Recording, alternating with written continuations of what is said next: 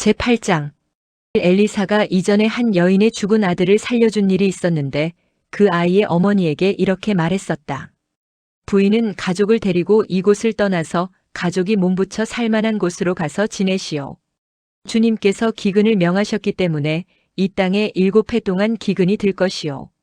그 여인은 하나님의 사람이 한 그 말을 따라서 온 가족과 함께 7해 동안 블레셋 땅에 가서 몸부쳐 살았다. 7해가 다 지나자 그 여인은 블레셋 땅에서 돌아와서 자기의 옛집과 밭을 돌려달라고 호소하려고 왕에게로 갔다.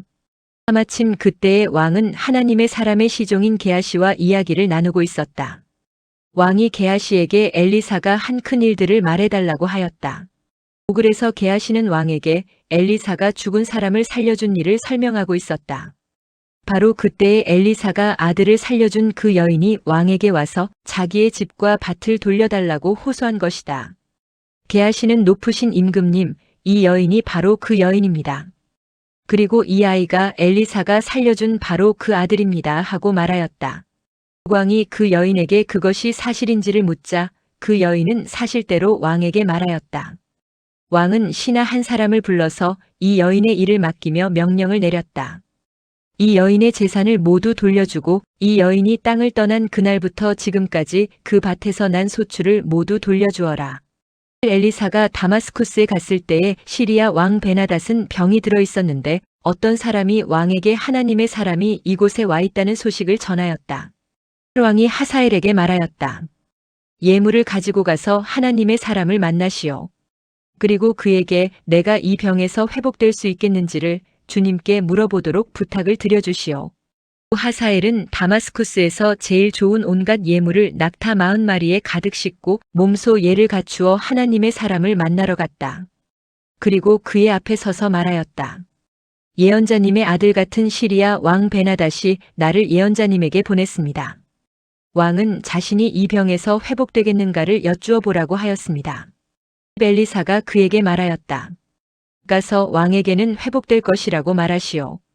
그러나 주님께서는 그가 반드시 죽을 것이라고 내게 계시해 주셨소.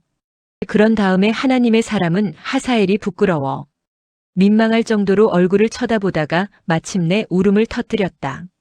그러자 하사엘이 예언자님 왜 우십니까? 하고 물었다. 엘리사는 다음과 같이 말하였다. 나는 그대가 이스라엘 자손에게 어떤 악한 일을 할지를 알기 때문이요.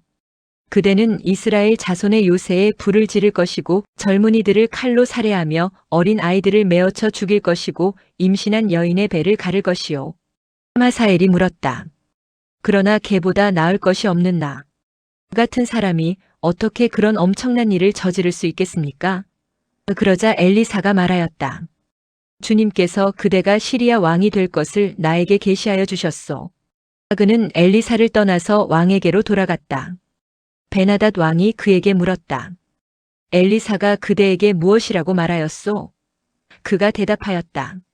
엘리사는 왕께서 틀림없이 회복될 것이라고 말하였습니다.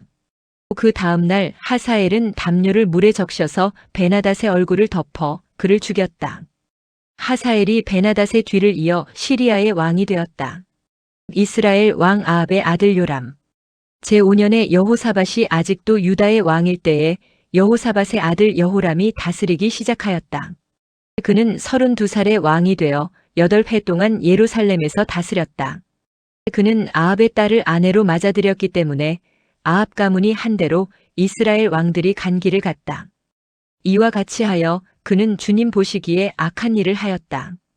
그러나 주님께서는 자기의 종 다윗을 생각하셔서 유다를 멸망시키려고는 하지 않으셨다.